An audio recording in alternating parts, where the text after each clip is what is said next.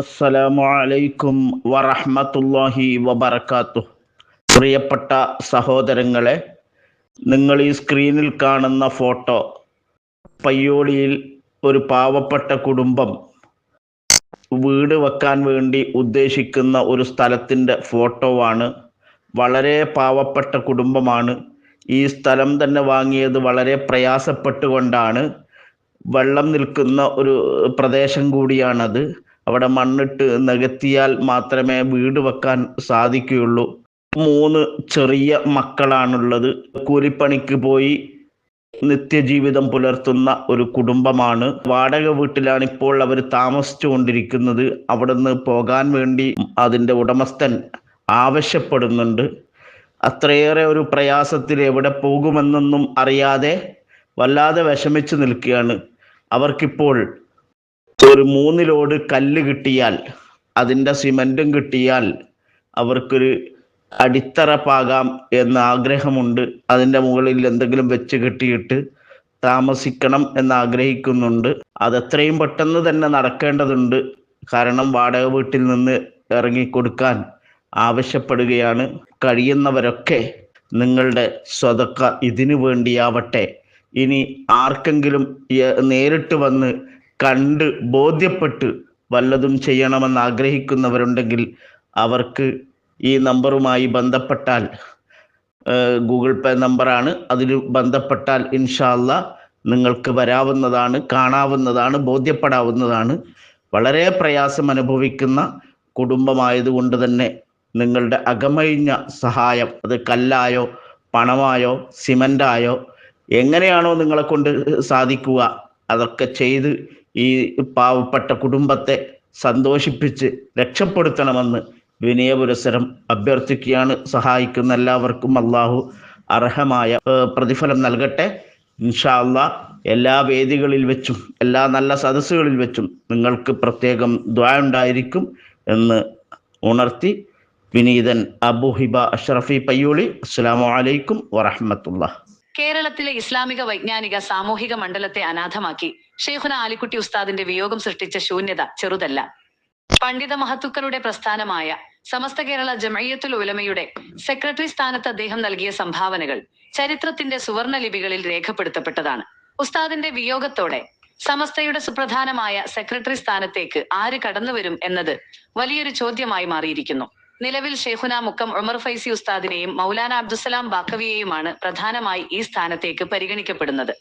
ഇവരിൽ ഒരാൾ നേതൃത്വത്തിലേക്ക് വരും എന്നത് ഉറപ്പാണെങ്കിലും കാലികമായ മാറ്റങ്ങളും ആഗോള ബന്ധങ്ങളും വിലയിരുത്തുമ്പോൾ വിശ്വപണ്ഡിതനായ മൗലാന അബ്ദുസ്സലാം ബാഖവി സമസ്തയുടെ സെക്രട്ടറി സ്ഥാനത്തേക്ക് എത്താനാണ് കൂടുതൽ സാധ്യതകൾ കാണുന്നത്. ലോക ഇസ്ലാമിക വൈജ്ഞാനിക കേന്ദ്രമായ അൽ അസ്ഹറുമായി ബന്ധമുള്ള വിശ്വപണ്ഡിതൻ സമസ്തയെ സംബന്ധിച്ചിടത്തോളം കേരളത്തിന് പുറത്തേക്കും അതിന്റെ വൈജ്ഞാനിക പ്രഭാവം വ്യാപിപ്പിക്കേണ്ട കാലഘട്ടമാണിത്. ലോക പ്രശസ്ത അറിവിൻ കേന്ദ്രമായ ഈജിപ്തിലെ അൽ അസ്ഹർ സർവകലാശാലയിലെ പണ്ഡിതന്മാരുമായി വരെ അടുത്ത ബന്ധം കാത്തുസൂക്ഷിക്കുന്ന വ്യക്തിത്വമാണ് അബ്ദുസ്സലാം ബാഖവിയുടേത്. അദ്ദേഹത്തിന്റെ ഈ ആഗോള വൈജ്ഞാനിക ബന്ധങ്ങൾ സമസ്തയുടെ ഭാവി പ്രവർത്തനങ്ങൾക്ക് വലിയ മുതൽ കൂട്ടാകും. ഷെയ്ഖുൽ ജാമിഅയുടെ പിൻഗാമിയായി അറബ് ലോകത്തെ പ്രമുഖ പണ്ഡിതരുമായി ആശയവിനിമയം നടത്താനും സമസ്തയുടെ ആശയങ്ങൾ ആഗോളതലത്തിൽ അവതരിപ്പിക്കാനും അദ്ദേഹത്തിന് അനായാസം സാധിക്കും. 100ാം വാർഷിക സമ്മേളനത്തിലെ നയതന്ത്ര മികവ്, ഒരു നേതാവിന്റെ സംഘാടന മികവും സ്വാധീനവും അളക്കപ്പെടുന്നത് പ്രതിസന്ധി ഘട്ടങ്ങളിലും വലിയ വേദികളിലുമാണ്. സമസ്തയുടെ 100ാം വാർഷിക സമ്മേളനം ചരിത്ര വിജയമാക്കുന്നതിൽ അബ്ദുസ്സലാം ബാഖവി വഹിച്ച പങ്ക് നിസ്തുലമാണ്.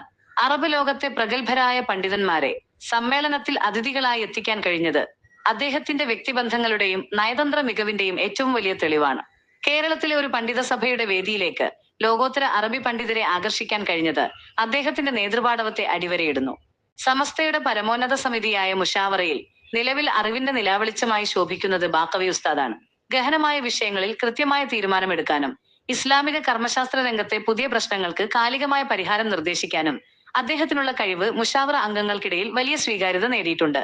പണ്ഡിതന്മാർക്കിടയിലെ അദ്ദേഹത്തിന്റെ ഈ സ്വീകാര്യത സെക്രട്ടറി സ്ഥാനത്തേക്കുള്ള ഏറ്റവും വലിയ യോഗ്യതകളിൽ ഒന്നാണ്. ഷെയ്ഖുന മുക്കം ഉസ്താദും മൗലാന ബാഖവിയും സമസ്തയുടെ നെടും തൂണുകളാണ്. ഇരുവർക്കും പണ്ഡിതന്മാർക്കിടയിലും സാധാരണക്കാർക്കിടയിലും വലിയ സ്വാധീനമുണ്ട്. എന്നാൽ ആധുനിക കാലത്ത് ഒരു ഇസ്ലാമിക പ്രസ്ഥാനം നേരിടുന്ന വെല്ലുവിളികൾക്ക് ആഗോളതലത്തിലുള്ള കാഴ്ചപ്പാടുകൾ ആവശ്യമാണ്. അക്കാദമിക മികവും അറബ് ലോകവുമായുള്ള അടുത്ത ബന്ധവും അന്താരാഷ്ട്ര തലത്തിലുള്ള അംഗീകാരവും പരിഗണിക്കുമ്പോൾ സമസ്തയുടെ ഭാവി പ്രവർത്തനങ്ങളെ കൂടുതൽ സുഗമമാക്കാൻ അബ്ദുസലാം ബാഖവിയുടെ നേതൃത്വത്തിന് കഴിയും. ഫൈസി ഉസ്താദിന്റെ അനുഭവ സമ്പത്ത് സമസ്തയ്ക്ക് ഒഴിവാക്കാനാവാത്തതാണെങ്കിലും എക്സിക്യൂട്ടീവ് തലത്തിൽ പ്രവർത്തനങ്ങളെ ഏകോപിപ്പിക്കാൻ ബാഖവി ഉസ്താദിന്റെ ആഗോള പ്രൊഫൈൽ വലിയൊരു അനുകൂല ഘടകമാണ്. ഷെയ്ഖുന ആലിക്കുട്ടി ഉസ്താദിന് ശേഷം സമസ്തയുടെ സെക്രട്ടറി സ്ഥാനത്തേക്ക് ആര് വന്നാലും അത് പ്രസ്ഥാനത്തിന്റെ നന്മയ്ക്ക് വേണ്ടിയായിരിക്കുമെന്നതിൽ സംശയമില്ല. എന്നാൽ ലഭ്യമായ വസ്തുതകളുടെയും പുതിയ നൂറ്റാണ്ടിലേക്ക് കാലെടുത്ത് വെക്കുന്ന സമസ്തയുടെ ആവശ്യങ്ങളുടെയും വെളിച്ചത്തിൽ വിലയിരുത്തുമ്പോൾ മൗലാന അബ്ദുസലാം ബാഖവി ജനറൽ സെക്രട്ടറി സ്ഥാനത്തേക്ക് തിരഞ്ഞെടുക്കപ്പെടാനുള്ള സാധ്യതകൾ വളരെ കൂടുതലാണ്. സമസ്തയിൽ പുതുതായി ഉണ്ടായ സിഖ് വിഷയത്തിൽ ഗവേഷണാത്മകമായി പഠിച്ച് അവതരിപ്പിച്ച് CIC-ക്ക് പകരം SNEC എന്ന സംവിധാനം ഒരുക്കുന്നതിലും ഗൾഫിൽ ലക്ഷക്കണക്കിന് രൂപ മാസ ശമ്പളം ഉണ്ടായിട്ടും സമസ്ത ഒരു പ്രതിസന്ധി നേരിട്ടപ്പോൾ വിദേശ ജോലി രാജിവെച്ച് തുച്ഛമായ ശമ്പളം വാങ്ങി സമസ്തയ്ക്ക് വേണ്ടി കേരളത്തിൽ രംഗത്തിറങ്ങി ശബ്ദമയമായ പ്രബോധനങ്ങൾക്ക് പകരം കാമ്പും കഴിവുമുള്ളവരെ രംഗത്തിറക്കി സമസ്തയെ സമ്പൂർണ്ണ രാഷ്ട്രീയ മുക്തമാക്കി ഒരു തറവാടും സമസ്തയ്ക്ക് മേലെയല്ലെന്ന നിലപാട് സമസ്തയെ കൊണ്ടെടുപ്പിച്ചത് ബാഖവിയാണ്. കൂടാതെ അത്തരം വിഷയങ്ങളിൽ ഒമർ ഫൈസി ഉസ്താദിന് പോലും ധൈര്യം പകർന്ന ധീരതയുടെ പണ്ഡിത ശക്തിയാണ് അബ്ദുസലാം ബാഖവി. മുഷാവറയിലെ അദ്ദേഹത്തിന്റെ ശക്തമായ സാന്നിധ്യവും ജിഫ്രി തങ്ങൾ ഏറ്റവും ഇഷ്ടപ്പെടുകയും ആഗ്രഹിക്കുന്നതും ചെയ്യുന്നത് ബാഖവിയാണെന്നതും അദ്ദേഹത്തെ ഈ സുപ്രധാന പദവിക്ക് ഏറ്റവും സാധ്യതയും അനുയോജ്യനുമാക്കുന്നു. സമസ്തയുടെ സെക്രട്ടറി സ്ഥാനത്തേക്ക് ആലിക്കുട്ടി ഉസ്താദ് അന്തരിച്ചതിനെ തുടർന്ന് വരുന്ന ഒഴിവിലേക്ക് പുതിയ ആളുകളെ കുറിച്ചുള്ള ചർച്ചകളും വിലയിരുത്തലുകളും സോഷ്യൽ മീഡിയയിലും സമാന ഗ്രൂപ്പുകളിലും സജീവമായി നടക്കുന്നുണ്ട്. പ്രചരിക്കുന്ന കുറിപ്പിൽ അബ്ദുസലാം ബാഖവി വടക്കേക്കാടിന്റെ സംഘാടന മികവ്, CIC വിഷയത്തിലെ നിലപാടുകൾ, അന്താരാഷ്ട്ര ബന്ധങ്ങൾ, അൽ അസ്ഹർ ബന്ധം എന്നിവ എടുത്തു പറഞ്ഞ് അദ്ദേഹത്തെ പ്രസ്തുത സ്ഥാനത്തേക്ക് ഉയർത്തിക്കാട്ടാനുള്ള ശ്രമമാണ് കാണുന്നത്. ഇത്തരത്തിലുള്ള പ്രചരണങ്ങളെക്കുറിച്ച് വിലയിരുത്തുമ്പോൾ ശ്രദ്ധിക്കേണ്ട ചില പ്രധാന കാര്യങ്ങൾ താഴെ നൽകുന്നു. 1. പ്രചാരണത്തിന്റെ സ്വഭാവം, ലേഖനത്തിന്റെ ശൈലി. ഇതൊരു ഔദ്യോഗിക പത്രക്കുറിപ്പോ സമസ്തയുടെ വായന സാഹിത്യ രൂപമോ അല്ല. മറിച്ച് ഏതെങ്കിലും ഗ്രൂപ്പുകളിലോ സോഷ്യൽ മീഡിയയിലോ ഒരാളെ കേന്ദ്രീകരിച്ച് അഭിപ്രായ രൂപീകരണത്തിനായി തയ്യാറാക്കിയ ഒരു പ്രൊമോണൽ കുറിപ്പാണ് ഒപ്പീനിയൻ ക്യാമ്പയിൻ നോട്ട്. ലക്ഷ്യം, നിലവിൽ ചർച്ചകളിൽ മുന്നിലുള്ള മറ്റ് പ്രമുഖർക്കൊപ്പം ഉദാഹരണത്തിന് ഉമർ ഫൈസി മുക്കം, അബ്ദുസലാം ബാഖവിയുടെ പേരും ശക്തമായി ഉയർത്തിക്കൊണ്ടുവരിക എന്നതാകാം ഇതിന്റെ പിന്നിലെ പ്രധാന ഉദ്ദേശ്യം. 2. സമസ്തയിലെ നേതൃമാറ്റ പ്രക്രിയ, മുഷാവറയുടെ തീരുമാനം. സമസ്ത കേരള ജമിയത്തുൽ ഉലമയിൽ പ്രമുഖ പദവികളിലേക്കുള്ള തിരഞ്ഞെടുപ്പ് തികച്ചും ഔദ്യോഗികവും പരമോന്നത സമിതിയായ കേന്ദ്ര മുഷാവറയുടെ ചർച്ചകൾക്ക് ശേഷവും എടുക്കുന്ന തീരുമാനമാണ്. സോഷ്യൽ മീഡിയ സ്വാധീനം. ഇത്തരം സോഷ്യൽ മീഡിയ പോസ്റ്റുകൾക്കോ ഷെയർ പ്രചാരണങ്ങൾക്കോ സമസ്തയുടെ ആഭ്യന്തര തീരുമാനങ്ങളെ നേരിട്ട് സ്വാധീനിക്കാൻ സാധിക്കാറില്ല. എങ്കിലും അണികൾക്കിടയിൽ ചർച്ചകൾ സൃഷ്ടിക്കാൻ ഇത് വഴിവെക്കുന്നു. 3. കുറിപ്പിലെ പ്രധാന വാദങ്ങൾ, ആഗോള പ്രൊഫൈലും CIC വിഷയവും, അബ്ദുസലാം ബാഖവിക്ക് അൽ അസ്ഹറുമായുള്ള ബന്ധം, CICF തർബിയഹ, SNEC വിഷയത്തിൽ അദ്ദേഹം എടുത്ത നിലപാടുകൾ, വിദേശ ജോലി ഉപേക്ഷിച്ച് പ്രസ്ഥാനത്തിന് വേണ്ടി നൽകിയ സംഭാവനകൾ എന്നിവയൊക്കെയാണ് അദ്ദേഹത്തിന് അനുകൂലമായി കുറിപ്പിൽ ചൂണ്ടിക്കാണിക്കുന്നത്. നേതൃത്വ പിന്തുണ, ജിഫ്രി മുത്തുക്കോയ തങ്ങൾക്ക് അദ്ദേഹത്തോടുള്ള താല്പര്യത്തെക്കുറിച്ചുള്ള പരാമർശങ്ങൾ തികച്ചും വ്യക്തിപരമായ നിരീക്ഷണങ്ങളോ അനുമാനങ്ങളോ മാത്രമാണ്. ചുരുക്കത്തിൽ സമസ്തയിലെ സെക്രട്ടറി സ്ഥാനത്തേക്ക് പണ്ഡിതന്മാരുടെ പേരുകൾ ചർച്ചകളിൽ വരുമ്പോൾ ഒരു പ്രത്യേക വ്യക്തിക്ക് അനുകൂലമായ പൊതു അഭിപ്രായം ഉണ്ടാക്കിയെടുക്കാൻ നടത്തുന്ന പ്രചാരണങ്ങളുടെ ഭാഗമായാണ് ഈ കുറിപ്പിനെ കാണാൻ സാധിക്കുന്നത്. ഔദ്യോഗികമായ തീരുമാനം സമസ്ത കേന്ദ്ര മുഷാവറ തന്നെ വ്യക്തമാക്കേണ്ടതാണ്. മുസ്ലിം ഇതര പ്രതീതികളില്ല എന്ന വാദത്തിൽ കേരളത്തിലെ വഖഫ് ബോർഡിന്റെ പ്രവർത്തനം ഹൈക്കോടതി മരവിപ്പിച്ചിരിക്കുകയാണ്. ഹൈക്കോടതിയിൽ പരാതി കൊടുത്തിട്ടുള്ളത് BJPയുടെ സംസ്ഥാന വൈസ് പ്രസിഡന്റ് ഷാരൂൺ ജോർജാണ്. പരിചയപ്പെടുത്തണം എന്ന് തോന്നുന്നില്ല, വർഗീയവാദിയായ PC ജോർജിന്റെ മകൻ, BJP വൈസ് പ്രസിഡന്റ്. ഈ വാദം ഹൈക്കോടതിയിൽ വന്നപ്പോൾ സ്വാഭാവികമായി സംസ്ഥാന സർക്കാരിന്റെ നിലപാട് ചോദിക്കും. സംസ്ഥാന സർക്കാരിന്റെ നിലപാട് പറയാൻ അവിടെ പോയിട്ടുള്ള വക്കീലിന്റെ പേരുകൂടി ഒന്ന് പരിചയപ്പെടുന്നത് നല്ലതാണ്. അദ്ദേഹത്തിന്റെ പേര് അഡ്വക്കേറ്റ് ജാംജു ബാബു. ഓർക്കുന്നുണ്ടാവും, കേരളത്തിലെ സർവകലാശാലകളിൽ സംഘീവൽക്കരണം നടത്താൻ ഒരുപാട് പണിയെടുത്ത ആരിഫ് മുഹമ്മദ് ഖാന്റെ നിയമോപദേഷ്ടാവും സംഘപരിവാറിന്റെ സഹയാത്രികനുമായ അഡ്വക്കേറ്റ് ജാംജു ബാബു. അദ്ദേഹത്തിന്റെ നിയമനം വലിയ വിവാദമുണ്ടായിരുന്നു. ഏതായാലും സതീശൻ എന്തുദ്ദേശത്തിലാണോ അദ്ദേഹത്തെ വെച്ചിട്ടുള്ളത്, ആ ഉദ്ദേശത്തോടെ തന്നെ അദ്ദേഹം ഹൈക്കോടതിയിൽ BJPക്ക് അനുകൂലമായി വാദിച്ചിട്ടുണ്ട്. ഇതിന്റെ വിഷയം എന്താണ്? വഖഫ് ബോർഡുകളിൽ 2 അമുസ്ലിം പ്രതിനിധികൾ വെക്കണമെന്ന് കേന്ദ്ര വഖഫ് ബോർഡ്, BJPയുടെ നേതൃത്വത്തിലുള്ള വഖഫ് ബോർഡ് ഒരു തീരുമാനമെടുത്തിട്ടുണ്ട്. ആ തീരുമാനത്തിന്റെ പശ്ചാത്തലത്തിൽ അതിനെതിരെ ഒരുപാട് സംഘടനകളും വഖഫ് ബോർഡുകളും സുപ്രീം കോടതിയെ സമീപിച്ചിട്ടുണ്ട്. അതിൽ കേരളത്തിന്റെ വഖഫ് ബോർഡുണ്ട്, തമിഴ്നാടിന്റെ വഖഫ് ബോർഡുണ്ട്, ഒരുപാട് മുസ്ലിം സംഘടനകൾക്കൊപ്പം മുസ്ലിം ലീഗ് എന്ന രാഷ്ട്രീയ പ്രസ്ഥാനമുണ്ട്. അതുകൊണ്ട് കോടതിയിൽ ഒരു വ്യവഹാരം നടക്കുന്ന കാര്യമായതുകൊണ്ട് അതിന്റെ ഒരു തീർപ്പുണ്ടായതിനു ശേഷം കേരളത്തിലെ വഖഫ് ബോർഡിലും ആ പ്രതിനിധികളെ ഉൾപ്പെടുത്താം എന്ന ധാരണയിൽ ആ സീറ്റ് മാറ്റിവെച്ചുകൊണ്ടാണ് വഖഫ് ബോർഡ് പുനഃസ്ഥാപിച്ചിട്ടുള്ളത്. ഇത് തന്നെയാണ് തമിഴ്നാട് ഗവൺമെന്റും ചെയ്തിട്ടുള്ളത്. തമിഴ്നാട് വഖഫ് ബോർഡിനൊരു പ്രത്യേകതയുണ്ട്. ആ വഖഫ് ബോർഡിന്റെ ചെയർമാന്റെ പേര് കെ നവാസ് ഖനി എന്നാണ്. തമിഴ്നാട്ടിലെ രാമനാഥപുരം പാർലമെന്റ് മണ്ഡലത്തിൽ നിന്ന് ജയിച്ച മുസ്ലിം ലീഗിന്റെ പാർലമെന്റ് മെമ്പർ. ഒരു മുസ്ലിം ലീഗുകാരൻ ചെയർമാനായിട്ടുള്ള ഇന്ന് ഇന്ത്യയിലെ ഏക വഖഫ് ബോർഡും കൂടിയാണ് ഈ തമിഴ്നാട്ടിലെ വഖഫ് ബോർഡ്. അവരും കേരളത്തിന്റെ ഇതേ നിലപാടാണ് എടുത്തിട്ടുള്ളത്.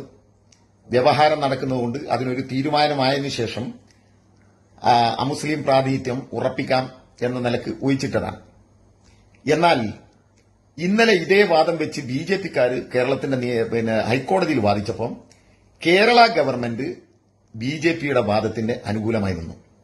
അപ്പോൾ മുസ്ലിം ലീഗിന്റെ നിലപാടെന്താണ്? കേരളത്തിന്റെ വഖഫ് ബോർഡിന്റെ വഖഫ് മന്ത്രിയുടെ പേര് എൻ സംസുദ്ദീൻ, അദ്ദേഹം മുസ്ലിം ലീഗാണ്. എന്താണ് മുസ്ലിം ലീഗിന്റെ നിലപാട്? നിങ്ങൾ സുപ്രീം കോടതി പോയിട്ടില്ലേ കേന്ദ്രം കൊണ്ടുവന്ന ഈ നിയമം തെറ്റാണ്, അങ്ങനെ വെക്കരുത് എന്ന് പറഞ്ഞിട്ട്. അപ്പൊ അവിടെ എടുക്കുന്ന നിലപാടല്ലേ ഇവിടെ കോടതിയിൽ എടുക്കേണ്ടത്? ഇങ്ങനെ ഒരു നിയമയുദ്ധം നടക്കുന്നുണ്ട്. അതുകൊണ്ട് അതിന്റെ ഒരു വിധി വന്നതിന് ശേഷം ഇവിടെ കേരള സർക്കാരും വേണമെങ്കിൽ അങ്ങനെ എടുക്കാം എന്നൊരു നിലപാട് കോടതിയിൽ അറിയിക്കുന്നതിന് പകരം മുസ്ലിം ലീഗ് സുപ്രീം കോടതിയിൽ എടുത്ത നിലപാടിന് വിരുദ്ധമായിട്ടല്ലേ സംശുദ്ധ നിലപാട്? എന്തിനു വേണ്ടിയിട്ടാണ്? കമ്മ്യൂണിസ്റ്റുകാരെ തോൽപ്പിക്കണം, ഇടതുപക്ഷക്കാരെ തോൽപ്പിക്കണം, അത് മാത്രമേ നിങ്ങൾക്കുള്ളൂ. ഓർക്കുന്നുണ്ടോ സംശുദ്ധീനും മുസ്ലിം ലീഗും? PSC നിയമനങ്ങൾ വഖഫ് ബോർഡ് നിയമനങ്ങൾ PSCക്ക് വിടാനൊരു തീരുമാനമുണ്ടായിരുന്നു. അത് അവിടെ ജോലിക്ക് വരുന്നവരുടെ കാര്യമാണ്. അങ്ങനെ ഒരു ആലോചന ഉണ്ടായപ്പോൾ അത് വഖഫ് ബോർഡിൽ അമുസ്ലിങ്ങളെ തിരികെ കയറ്റാനുള്ളതാണെന്ന് പറഞ്ഞിട്ട് കേരളത്തിൽ ആകെ കലാപാന്തരീക്ഷം സൃഷ്ടിച്ചിരുന്നത് ആരായിരുന്നു? മുസ്ലിം ലീഗാണ്. അന്ന് ഫാത്തിമ തൈലി, അപ്പൊ TP രാമകൃഷ്ണനെ തോൽപ്പിച്ച് വലിയ മതം പറഞ്ഞ് ഒക്കെ ജയിച്ചു വന്ന ഫാത്തിമ തൈലിയല്ലേ കൗമിന്റെ കാര്യങ്ങളൊക്കെ ഇളക്കിവിട്ട. ഞാൻ അതിലേക്ക് ഇപ്പൊ കിടക്കുന്നില്ല. എന്താ പറഞ്ഞത്? വഖഫ് പിണറായിയുടെ തറവാട്ട് സ്വത്താണ്. പിണറായിക്ക് എന്താ വഖഫില് കാര്യം? അത് അള്ളാഹുവിന്റേതാണ്, ഞങ്ങളുടേതാണ്. ഞങ്ങൾ എന്ന് പറഞ്ഞാൽ ഫാത്തിമ തൈലിയ പറയാണ് ഞങ്ങളുടേതാണ്, മുസ്ലിങ്ങളുടേതാണ്, ഇല്ലേ? അങ്ങനെ പറഞ്ഞ് വലിയ വിവാദം ഉണ്ടാക്കിയവരല്ലേ ഈ ഫാത്തിമ തൈലിയൊക്കെ. ഓർക്കുന്നുണ്ടോ? കോഴിക്കോട് കടപ്പുറത്ത് വലിയ സമ്മേളനം നടത്തിയിരുന്നു മുസ്ലിം ലീഗ് ഈ PSC വഖഫിലെ നിയമം PSCക്ക് വിടുന്നതിനെതിരെ. ആ സമ്മേളനത്തിൽ വെച്ചിട്ടാണ് കോഴിക്കോട് കടപ്പുറത്ത് വെച്ചിട്ട് മുസ്ലിം ലീഗിന്റെ നേതാവ് അബ്ദുറഹിമാൻ കല്ലായി മന്ത്രി മുഹമ്മദ് റിയാസിനെ കാഫർ എന്ന് വിളിച്ചത്. വലിയ വിവാദം ഉണ്ടായ കാര്യം. മുസ്ലിം ലീഗും മുസ്ലിം ലീഗിനോടൊപ്പമുള്ള ചില സംഘടനകളും ആഹ്വാനം ചെയ്തല്ലോ, ഇതിനെതിരെ പള്ളി മിമ്പറുകളിൽ പ്രതിഷേധിക്കണം എന്ന് പറഞ്ഞില്ലേ? അങ്ങനെ പള്ളി മിമ്പറുകളിൽ ഇത് പ്രതിഷേധിക്കാൻ പാടില്ല, പള്ളി മിമ്പർ രാഷ്ട്രീയം പറയാൻ പാടില്ല എന്ന നിലപാടെടുത്തു സുന്നി വിഭാഗത്തിന്റെ നേതാവ് ജിഫ്രി തങ്ങൾ. അന്ന് ജിഫ്രി തങ്ങൾക്കും ഈ നിലപാടിനെതിരിൽ കേരളത്തിലാകെ വലിയ പ്രചരണം നടത്തി ജിഫ്രി തങ്ങളെ വ്യക്തിപരമായി അധിക്ഷേപിച്ചത് ആരായിരുന്നു? മുസ്ലിം ലീഗായിരുന്നു. എന്തിനാണ്? PSC വഴി ജോലിക്കാരുടെ നിയമനത്തിൽ പോലും അമുസ്ലിങ്ങൾ വരാൻ പാടില്ല എന്ന് വലിയ വാദമുഖമുയർത്തിയിട്ടാണ് ലീഗ് ഈ നിലപാടെടുത്തത്. ഇപ്പോ ലീഗ് ഹൈക്കോടതിയിൽ എടുത്ത നിലപാടെന്താണ്? സുപ്രീം കോടതിയിൽ കേസ് നടക്കുന്നുണ്ടല്ലോ വഖഫിന്റെ. ആ കേസിൽ ലീഗിന്റെ നിലപാടെന്താണ്? അമുസ്ലിങ്ങളായ രണ്ടുപേരെ നിയമിക്കുന്നതിനെതിരെ സുപ്രീം കോടതിയെ സമീപിച്ച മുസ്ലിം ലീഗ്, അതേ മുസ്ലിം ലീഗിന്റെ തമിഴ്നാട്ടിലെ ചെയർമാൻ നവാസ് ഖനി അടക്കം സുപ്രീം കോടതിയെ സമീപിച്ചിരിക്കുന്ന സമയത്ത് ലീഗ് ഇവിടെ എന്താ നിലപാടെടുത്തിരിക്കുന്നത്? BJPയുടെ നിലപാടിനൊപ്പം. അതായത് രണ്ട് അമുസ്ലിങ്ങൾ ഇല്ലാത്തതുകൊണ്ട് വഖഫ് ബോർഡ് മരവിപ്പിക്കണം. ഇപ്പൊ വഖഫ് ബോർഡ് മരവിപ്പിച്ചു. എന്താ ലീഗിന്റെ നിലപാട്? ലീഗിന്റെ കൂടെ നിൽക്കുന്ന ചില മതസംഘടനകളുണ്ടല്ലോ, നിങ്ങളുടെ നിലപാടെന്താ ഈ നാട്ടിലെ ജനങ്ങളോടൊന്ന് പറയും. നമ്മുടെ നാട്ടിലെ വഖഫിനെ പോലും BJPക്ക് അനുകൂലമായി തിരിച്ചുവിടുന്ന ഒരു രാഷ്ട്രീയ അന്തരീക്ഷം ഈ കേരളത്തിൽ സതീശന്റെ നേതൃത്വത്തിലുള്ള ഗവൺമെന്റ് കൊണ്ടുവന്നിരിക്കുന്നുവെന്ന് യഥാർത്ഥ മതവിശ്വാസികൾ തിരിച്ചറിയുന്നത് നന്നായിരിക്കും. ഇത്തരം വാർത്തകളും വിശേഷങ്ങളും അറിയാൻ ഞങ്ങളുടെ ചാനൽ ഉടൻ തന്നെ സബ്സ്ക്രൈബ് ചെയ്യുക, ലൈക്ക് ചെയ്യുക, ഷെയർ ചെയ്യുക. ജനങ്ങളിലേക്ക് എത്തിക്കണമെന്ന് നിങ്ങൾ ആഗ്രഹിക്കുന്ന വാർത്തകളും വിശേഷങ്ങളും പ്രമുഖരുടെ പ്രഭാഷണങ്ങളും ഞങ്ങളുടെ വാട്സപ്പ് നമ്പറിലേക്ക് അയച്ചു തരിക. നന്മ വളരട്ടെ, തിന്മക്കെതിരെ നമുക്കൊരുമിച്ച് നിൽക്കാം.